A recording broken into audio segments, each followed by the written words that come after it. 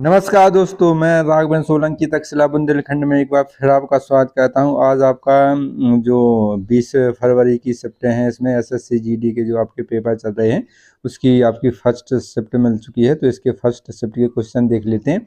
इसमें कुछ आपके जीके जीएस के आपके 20 में से 19 क्वेश्चन या 20 पूरे मिल चुके हैं, और हिंदी के 20 में से लगभग 6-7 क्वेश्चन विलोम शब्द वगैरह इसमें मिल चुके हैं। इनको देख लेते हैं।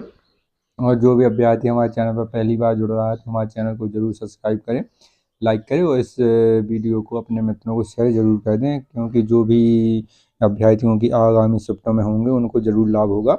और जिन्हों की पिछली शिफ्टें हैं या जिन्हों को लगता है कि इस टॉपिक से बार बार क्वेश्चन पूछे जा रहे हैं, तो इस पर वीडियो पर अभी हमने डाले थे, कल डाले थे, और परसों जो रोज़ एनालिसिस करवा रहे हैं उनका वीडियो तो ज़रूर इस पर डलता है, तो जाके वहाँ पर देख लें।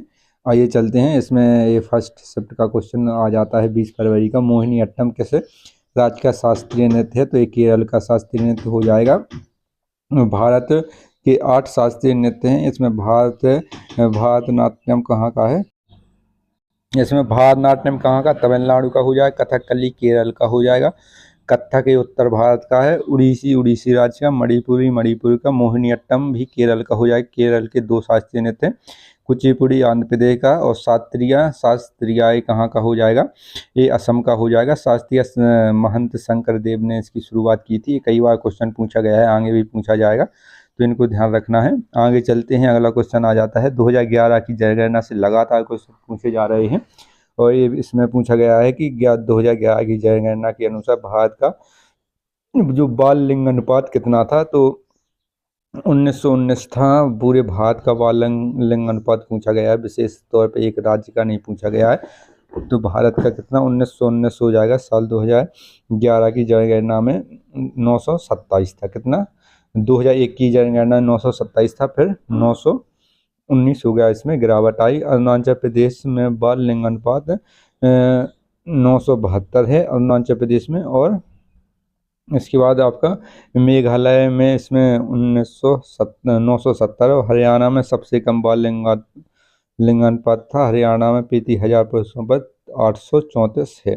और इसकी जो बैक्स आपकी लिंगानुपात है इसमें 879 है। 1000 पुरुषों पर कितना है? 879। ये ध्यान रखना है हरियाणा का। अगला क्वेश्चन आ जाता है भारतीय वित्तीय प्रणाली कोड IFSC कोड कितने अंकों का होता है? जो बैंकों में आपका कोड होता है IFSC कोड, तो ये 11 अंकों का एक संयोजक होता है, जिसे किसी बैंक की शाखा की विशिष्ट पहचान के लिए बनाया गया होता है। तो ये IFSC कोड के पहले 4 अक्षर क्या दर्शाते हैं? तो इसमें पहले 4 अक्षर बैंक का प्रतिनिधित्व कहते हैं कि आपका कौन सा बैंक का है। स्टेट बैंक का है, आपका HDFC का है, PNB का है, तो इसमें कौन सी बैंक का है। और अंतिम के जो 6 अंक है वो शाखा का प्रतिनिधित्व कहते हैं कि आपका शाखा कौन से जिला में है या कौन से आपके शहर में है। तो इस प्रकार से हो जाता है। इसमें 5 अंक शून्य भी होते हैं। 5 अंक इसमें शून्य होते हैं, तो इसमें 5वां अंक क्या हो जाएगा? शून्य हो जाएगा। इसमें उदाहरण के लिए स्टेट बैंक का IFSC पहले 4 बताती है, फिर इसमें बताता है कि आपके कौन सी शाखा है। अगला है दादा साहेब फाल्के पुरस्कार लाइफ टाइम अचीवमेंट पुरस्कार के लिए किसे चुना गया? तो मिथुन चक्रवर्ती को 2022 का 2024 में इनको दिया गया। 2022 में इनको मिथुन चक्रवर्ती की घोषणा हुई थी, लेकिन कोरोना के कारण इनको नहीं दिया गया, नहीं ये समारोह आयोजित किया गया। फिर बाद में ये आयोजित किया गया 2024 में इनको मिला है, ये दिया गया था। तो इसमें 2021 में वहीदा रहमान को दिया गया था, आशा पारेख को 2020 में, और रजनीकांत को 2019 में इनको दिया गया था। ये ध्यान रखना है। और अगला क्वेश्चन इसमें आ जाता है, इसकी बारे में देख लेते हैं। Dada Saheb Phalke life time achievement पुरस्कार से सम्मानित होने वाली पहली महिला, ये मोस्ट इम्पोर्टेंट है आपका। 2018 में अमिताभ बच्चन को दिया गया था, ये ध्यान रखना है। पहली महिला देविका रानी रोडिक हो जाएंगी। इनको 1969 में ये दिया गया था, पुरस्कार मिला था। भारत सरकार के किस मंत्रालय से ये दिया जाता है? तो आपका लाइफ टाइम अचीवमेंट ये 1969 में केंद्रीय सूचना एवं प्रसारण मंत्रालय द्वारा इस सिनेमा के क्षेत्र में दिया जाता है, देने वाला सर्वोच्च सम्मान हो जाता है। और इसके बाद अगला क्वेश्चन है, नीरज चोपड़ा ने स्वर्ण पदक 2018 में किस खेल में जीता था? जो स्वर्ण पदक जीता था तो जकार्ता में हुए जो एशियाई खेल थे 2018 में इन्होंने भाला फेंक में ये स्वर्ण पदक जीता था। और इन्होंने रजत पदक आपका किस में जीता है? रजत पदक जो टोक्यो आपके जो पेरिस ओलंपिक हुए हैं, आपके पेरिस ओलंपिक फ्रांस में हुए हैं 2024 में, इन्होंने इसमें रजत पदक जीता है। अगला क्वेश्चन आ जाता है, मौलिक अधिकार का वर्णन किस अनुच्छेद तक किया जाता है? तो भारतीय संविधान के भाग आपके 3 में अनुच्छेद 12 से 35 में मौलिक अधिकारों का वर्णन मिलता है। मौलिक अधिकार को भारत का मैग्ना कार्टा भी कहा जाता है। आपका मौलिक कर्तव्य जो मौलिक अधिकार हैं कहाँ से लिए गए हैं? ये अमेरिका से लिए गए हैं। और जो मौलिक कर्तव्य हैं वे अनुच्छेद 36 से अनुच्छेद 51 तक आपके नीति निर्देशक तत्व हैं। नीति निर्देशक तत्व आयरलैंड से लिए गए हैं। और मौलिक कर्तव्य कहाँ से लिए गए हैं? मौलिक कर्तव्य जो मूल कर्तव्य हैं ये रूस से लिए गए हैं। या आपको सोवियत संघ लिख के आएगा या यूएसएसआर लिख के आएगा, तो इनमें कंफ्यूजन नहीं होना है। और आपका भाग इसमें 4A जोड़ा गया और 51A में इनकी व्यवस्था की गई है। अगले क्वेश्चन पर चलते हैं। अगला क्वेश्चन आ जाता है, प्रधानमंत्री नरेंद्र मोदी ने के प्रधान सचिव के रूप में किसे नियुक्त किया गया? तो प्रमोद कुमार मिश्रा, PK मिश्रा इनका शॉर्ट नाम है, ठीक है। तो इनको PK मिश्रा को प्रधानमंत्री जी का प्रमुख सचिव नियुक्त किया गया। और कैबिनेट सचिव किसे नियुक्त किया गया है? सोमनाथ जी को कैबिनेट सचिव नियुक्त किया गया है, ध्यान रखना है। सरोजा वैद्यनाथन जिसे 2002 में पद्मश्री और 2013 में पद्म विभूषण अवार्ड से सम्मानित किया गया, किस शास्त्रीय नृत्य से जुड़ी हैं? तो भारतनाट्यम से हो जाएंगी सरोजा वैद्यनाथन हो जाए। अगला क्वेश्चन है, भारत को आत्मनिर्भर बनाने के लिए बाहरी आक्रमण और आर्थिक बाधाओं के कारण रक्षा और विकास पर ध्यान केंद्रित करने के उद्देश्य से कौन सी पंचवर्षीय योजना लाई गई थी? तीसरी पंचवर्षीय योजना लाई गई थी, क्योंकि तीसरी पंचवर्षीय योजना का कार्यकाल 1961 से 1966 था। इसी के बीच 1962 में भारत चीन युद्ध हुआ, 1965 में आपका भारत पाकिस्तान युद्ध हुआ। तो इससे भारत देश को बहुत ज़्यादा हानि उठानी पड़ी थी और अकाल भी इसी बीच में पड़ा था। तो इसका लक्ष्य 5.6 की 6 रखा गया था, जबकि वास्तविक विकास दर 2.4 ये आपकी सबसे ज़्यादा असफल योजना मानी जाती है। और सबसे ज़्यादा सफल योजना मानी जाती है आपकी जो 8वीं पंचवर्षीय योजना है 1992 से 1997 तक रही थी, वो अच्छी सफल योजना मानी जाती है सबसे। अगला क्वेश्चन आ जाता है इसमें, परिस्थितिकी आला एक पारिस्थितिकी तंत्र के भीतर एक प्रजाति की भूमिका और स्थिति है। इसमें परिस्थितिकी आला किसी जीव या प्रजाति की अपने पर्यावरण में भूमिका और स्थिति को इसको कहते हैं। ये क्वेश्चन पूछा गया था। अगला क्वेश्चन, गाडविल फॉर्मूले का इस्तेमाल किस लिए किया जाता है? इसमें गाडविल फार्मूला किस लिए इस्तेमाल किया जाता है? तो भारत में राज्यों को केंद्र सरकार से मिलने वाली सहायता तय करने के लिए किया जाता है। इसमें साल 1969 में विकसित किया गया था। यह फार्मूला चौथी और पांचवी पंचवर्षीय योजना में ये लागू किया गया था। तो गाडविल फार्मूला है जो केंद्र राज्य संबंध होते हैं इसको बंटवारे के लिए लाया गया था कि कितना अनुपात देगा किसी सरकार में।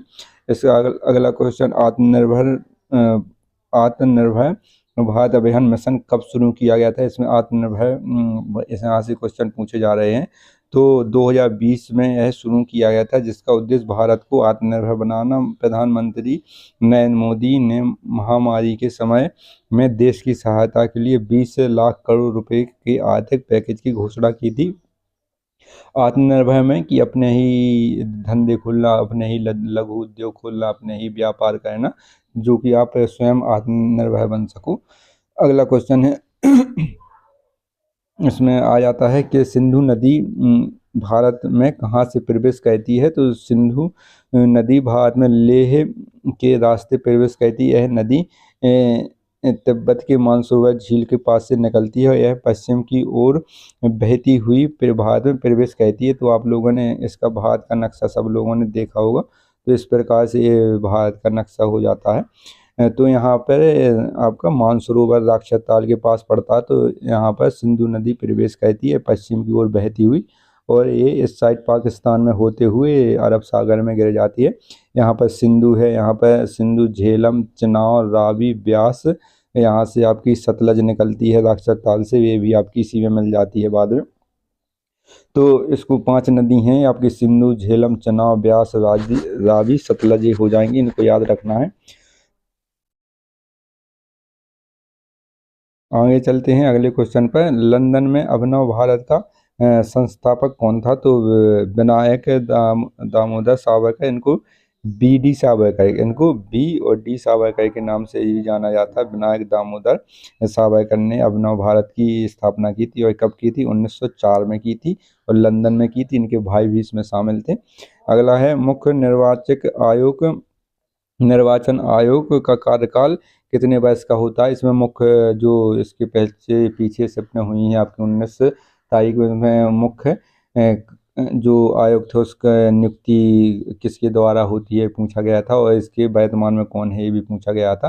तो ज्ञानेंद्र कुमार इसके वर्तमान में मुख्य चुनाव आयुक्त बन चुके हैं, और ये इनका कार्यकाल 6 वर्ष या 65 वर्ष आपका हो जाएगा, जो भी पहले हो। जैसे कोई व्यक्ति 62 वर्ष की उम्र में चुनाव आयुक्त, मुख्य चुनाव आयुक्त बना है, तो उसका 65 वर्ष के पहले आपका ये समाप्त हो जाएगा। 65 वर्ष होते ही इसका कार्यकाल समाप्त हो जाएगा, 3 साल करेगा। तो कोई व्यक्ति 55 साल की वयस में, आयु में, वह आपका मुख्य चुनाव आयुक्त बना है, तो उसके 5 साल लगभग ये 60 साल तक कार्य करेगा, पूरे 61 साल तक। 6 वर्ष से अब इसका कार्यकाल रहेगा। जो भी इसमें 6 वर्ष या 65 वर्ष जो भी पहले हो जाए, उससे इसकी नियुक्ति की जाती है, इनको हटाया जाता है। अगला है यंग इंडिया सोसाइटी की स्थापना किसने की थी? तो यंग इंडिया सोसाइटी की स्थापना विनायक दामोदर सावरकर, उनके भाई गणेश दामोदर सावरकर ने साल 1904 में की थी। यह एक गुप्त स्वतंत्र संगठन था। इसकी शुरुआत नासिक के मित्र मेला के नाम से भी हुई थी, मित्र मेला के नाम से जाना जाता है। अगला क्वेश्चन है उड़ीसा के कोणार्क में सूर्य मंदिर का पूछा गया था कि कोणार्क त्योहार कहाँ पर मनाया जाता है? तो उड़ीसा के जो कोणार्क में सूर्य मंदिर पड़ता है, वहाँ पर नृत्य उत्सव के नाम से पंचवर्षीय नृत्य महोत्सव योजना आयोजित की जाती है। यह 1986 से हर साल 1 से 5 दिसंबर तक आयोजित किया जाता है। कोणार्क के सूर्य मंदिर को 1984 में यूनेस्को द्वारा विश्व धरोहर स्थल का दर्जा प्राप्त है। तो इसको क्वेश्चन को याद रखना है, 1984 में विश्व यूनेस्को धरोहर में इसको शामिल किया गया है। आगामी सप्ताह में पूछा जाएगा। अगला क्वेश्चन है शकों को और किस नाम से जाना जाता था? तो सीथियन, शक को सीथियन और इंडो सीथियन के नाम से जाना जाता था। शक ईरानी, खाना बदोश मतलब खाने की जुगाड़ में फिरना, खाने की व्यवस्था की जुगाड़ में फिरते रहना दिन भर, और कोई काम नहीं था। शिकार करना, अपना पेट भरना, और जहाँ जगह मिले वहाँ सो जाना, बस यही इनका खाना बदोश लोगों का एक समूह था। ये मध्य एशिया से आए थे। शकों ने 2री शताब्दी ईसा पूर्व से 4ठी शताब्दी ईसा पूर्व तक उत्तर पश्चिम भारत में यह शासन किया, और जब भी भारत में घुसे तो इनको यहाँ का रहन सहन, यहाँ का पर्यावरण अच्छा लगा, और यहीं पर राज करने लगे धीरे धीरे। अगला क्वेश्चन है स्लमडॉग मिलियनेयर के लिए ऑस्कर किसने जीता था? तो ये ए आर रहमान का गाना था आपका। ए आर रहमान का स्लमडॉग के लिए ऑस्कर जीता था। उन्होंने 2 ऑस्कर जीते, सर्वश्रेष्ठ मूल संगीत और गीत जय हो के लिए। ठीक है, जय हो के लिए इन्होंने जीता था। अगला क्वेश्चन आ जाता है, हिंदी के क्वेश्चन आ गए हैं यहाँ पर। हिंदी के क्वेश्चन, संकीर्ण शब्द का विलोम शब्द क्या है? विस्तीर्ण हो जाएगा। संकीर्ण का विस्तीर्ण विलोम सबसे ज़्यादा क्वेश्चन पूछे जाते हैं। प्राकृतिक शब्द का विलोम शब्द पूछा गया, तो इसका कृत्रिम हो जाएगा। प्राकृतिक मतलब जो प्रकृति द्वारा बनाए हुए हैं, जैसे पहाड़ हो गए, नदियाँ हो गई, झरना हो गए, आपके प्रकृति के रूप से बनाए हुए हैं। और कृत्रिम जो है, जो मनुष्य इनको स्वयं बनाता है, जैसे घर हो गए, मकान, पुल वगैरह, रोड वगैरह, तो उनको प्रकृति को नष्ट करके जो मनुष्य अपने घर वगैरह सब बनाता है, तो उनको कृत्रिम कहते हैं, मतलब बने हुए। अगला क्वेश्चन है अंक जो है, इसके अनेक आयती शब्द पूछे गए थे, तो इसमें अंक का संख्या हो जाएगा चिन्ह, गोद, भाग, गिनती के अंक, नाटक के अंक, अध्याय, परिच्छेद, स्थान, पत्रिका का नंबर हो जाएगा। इसलिए अंक शब्द के अनेक आयतीय समूह हैं, इनको देख लीजिए कौन सा पूछा गया था। अपकिरण का विलोम शब्द का संकलन हो जाएगा, अपकिरण का संकलन हो जाएगा। अगला क्वेश्चन है बादल के पर्यायवाची पूछे गए थे, तो बादल के मेघ, जलधर, पयोध, वयोधर, पयोधर हो जाएगा, धन हो जाएगा, नीरद, सारंग हो जाएगा, बरिद हो जाएगा, अभ्र और अभ्र हो जाएगा, अभ्र हो जाएगा और अभ्र हो जाएगा। ये आपके बादल के पर्यायवाची हैं, यहीं से क्वेश्चन बन रहे हैं। अगला क्वेश्चन यहाँ पर आ जाता है कि अकड़ दिखाने मुहावरा से पूछा गया था, घमंड या सेखी दिखाना हो जाएगा। और पितृत्व शब्द का आपका तत्सम पूछा जाता गया था, तो पितृत्व हो जाएगा इसका, इस प्रकार से पितृत्वम हो जाएगा ये आपका पितृत्व शब्द का तत्सम। और इसके बाद निर्मल, निर्मल का आपका विलोम शब्द मलिन हो जाए, निर्मल मतलब साफ सुथरा, मलिन मतलब गंदा टाइप का हो जाएगा। इसके बाद अगला है कमिश्नर शब्द विदेशज शब्द है, ये पूछा गया था, कमिश्नर शब्द देशज है, विदेशज है, तत्सम है, तत्सम है, तो आपका विदेशज हो जाएगा। ये विदेशी से आया हुआ शब्द है, अंग्रेजी भाषा का शब्द है। नीरद शब्द के कई पर्यायवाची पूछे गए, तो जो आपका नीरद जो बादल या नीरद का पूछा गया था या बादल का पूछा गया था वो एक ही हो जाएगा। यहीं तक आपके जो थर्ड शिफ्ट के आपके फर्स्ट शिफ्ट के क्वेश्चन हैं 20 फरवरी के, इनको देख के जाना है। और जहाँ से आपके जैसे हिंदी के टॉपिक हो गए या जीके जीएस, इनके भी क्वेश्चन जरूर लाएंगे, तो हमारे चैनल को जरूर सब्सक्राइब करें, लाइक करें और अपने मित्रों को शेयर जरूर कर दें। जो आगामी शिफ्ट हैं सेकेंड और थर्ड आने वाली, इनका भी वीडियो जल्दी ही अपलोड होगा। धन्यवाद।